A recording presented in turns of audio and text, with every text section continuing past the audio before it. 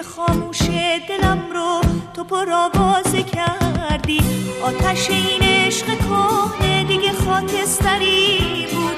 اومدی وقتی تو سینه نفس آخری بود. به عشق تو زنده بودم منو کشتی، دوباره زنده کردی.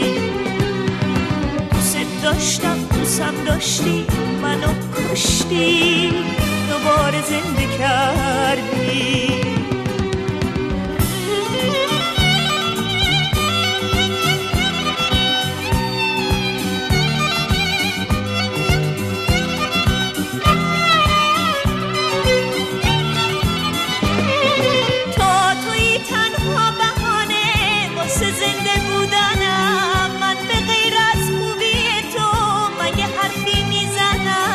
عشقت به من داد عمر دوباره، معجزه با تو فرقی نداره. تو خالق من بعد از خدایی، در خلوت من تنها صدایی. به عشق تو زنده بودم منو کشتی، دوباره زنده کردی. دوست داشتم دوستم داشتی منو کشتی، دوباره زنده کردی.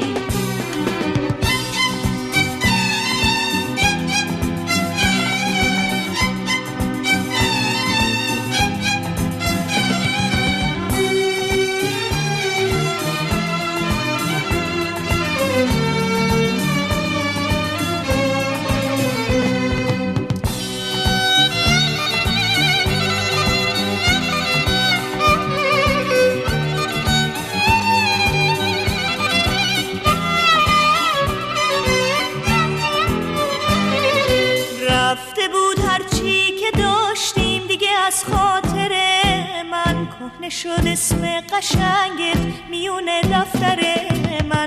من فراموش کرده بودم همه روزای خوبو، اومدی آفتابی کردی تن سرد غروب. و عشقت به من داد عمر دوباره، معجزه با تو فرقی نداره.